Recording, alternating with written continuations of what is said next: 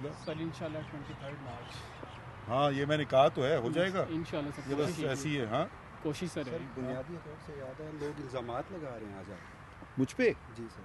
मुझे कोई नई बात बताइए। इल्ज़ाम मतलब आज इल्ज़ाम बहुत बड़ा इल्ज़ाम था वो। अच्छा क्या इल्ज़ाम लग गया? रियासती अहदेदार की जानिब से बताएं बताएं। कि जी इलेक्शन मैनिपुलेट हुए हैं और अच्छा। उसमें चीफ इलेक्शन कमिश्नर और चीफ जस्टिस पाकिस्तान का बड़ा किरदार है।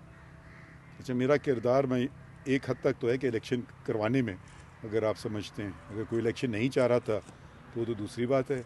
इलेक्शन तो करवाए ना, वो तो सुप्रीम हमने कोर्ट के हुक्म पे वो। नहीं, हमने हुक्म नहीं दिया था। मैं वाजे कर दूं, आप लोग बार बार ये कहते हैं हमारे हुक्म पे। हमने दोनों जो थे आइनी ओहदेदार सदर पाकिस्तान हैं और दूसरे इलेक्शन कमीशन ऑफ पाकिस्तान, वो भी एक आइनी बॉडी है, तो उनमें आपस में बहस चल रही थी कि तारीख कौन देगा। तो हमने ये कहा कि आप जाके फ़ौरन बैठिए और इसका तस्फिया कीजिए और तयन कीजिए तारीख क्या होगी, हमें आगे बता दीजिए। ये हमने किया कि 12 दिन में वो केस निपटा दिया कि इलेक्शन हो पाएँ, कि ये भाई पारी वो दें मैं दूं। अब इसी बहस में हमारे मुल्क को तो इलेक्शन चाहिए थे, तो वो वहाँ तक तो था।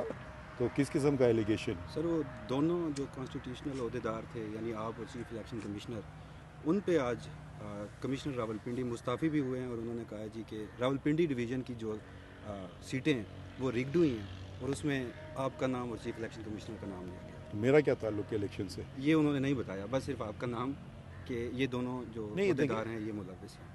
वाकई कौन साहब हैं? ये लियाकत चट्टा साहब हैं, कमिश्नर रावलपिंडी, और अभी उन्होंने इस्तीफ़ा भी दिया। अभी अगर उनके पास कोई सबूत है, पहली बात तो चीफ जस्टिस ना सुप्रीम कोर्ट का इलेक्शन से कोई ताल्लुक़ होता है। आइन में मेरे ख्याल में आठवां आइन का जो हिस्सा है वो चीफ इलेक्शन कमिश्नर और इलेक्शन कमीशन के मुताबिक है। इलेक्शन करवाना उनकी ज़िम्मेदारी है, इलेक्शन कमीशन ऑफ पाकिस्तान की। हमारे पास तो कभी कभी इलेक्शन पिटिशन्स आती हैं, उनका हम फैसला करते रहते हैं।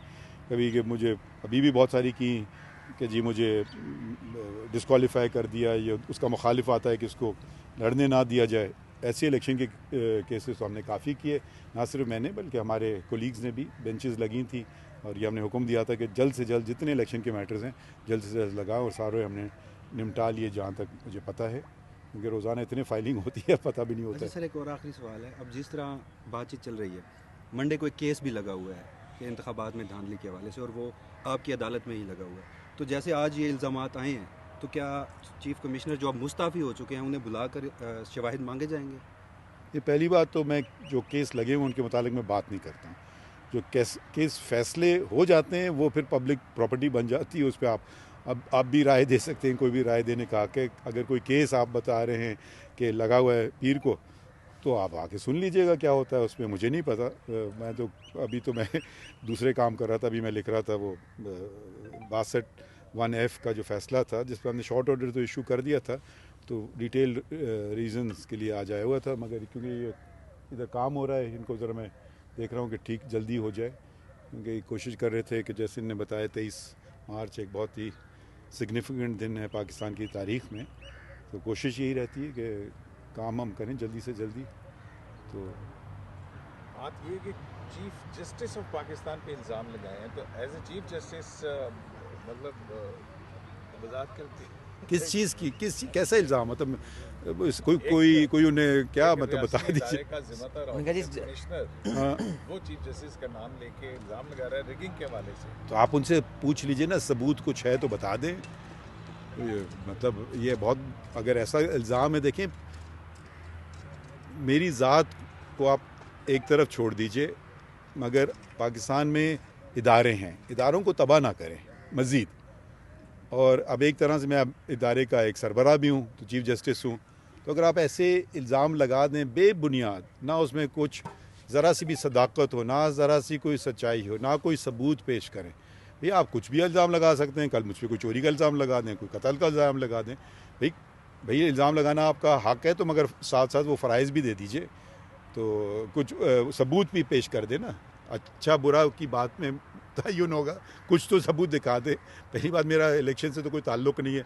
इलेक्शन जहाँ तक करवाना, एक कोशिश हुई थी कि इलेक्शन ना भी हों, उनको दो एक नहीं कई हुई थी, उनको भी हमने रुकवाया। मैं छुट्टी का दिन था, 16 दिसंबर थी, जब मैं मुल्क से बाहर जा रहा था, हमारी छोटी सी छुट्टी होती है, तो वो उसी वक्त हमने नोटिस लिया, करवाया, इलेक्शन कमीशन को बुलाया कि भाई ये कैसे हो रहा है। वो भी कोशिश अगर हुई थी किसी की कि इलेक्शन ना हो पाए, उसको भी हमने नाकाम बनाया। तो इल्ज़ाम लगाना तो बहुत आसान है, इल्ज़ाम को साबित करना, साबित तो भी बड़ी बात है, कुछ शवाहिद तो दे दें, मगर ऐसी फिर मुनासिब बात नहीं है। अगर कोई ब्यूरोक्रेट ऐसी बात करे तो वो क्या कह रहे हैं कि उन्हें खुद धांधली की है। उनका जी चीफ जस्टिस और सिकंदर सुल्तान राजा साहब जिम्मेदार हैं इस पर। अच्छा। सर कोई कंटेम्प्ट का नोटिस होगा, एक इदारे को मलाइन करना, इदारे के सरबराह को मलाइन करना? नहीं, पहले मुझे पता नहीं कि मैं फितरी तौर पे मैं कंटेम्प्ट के ख़िलाफ़ हूँ, क्योंकि देखिए एक ये ज़ात की बात नहीं, इदारे की बात है। अगर आप इदारों को तबाह करना चाहते हैं पाकिस्तान में तो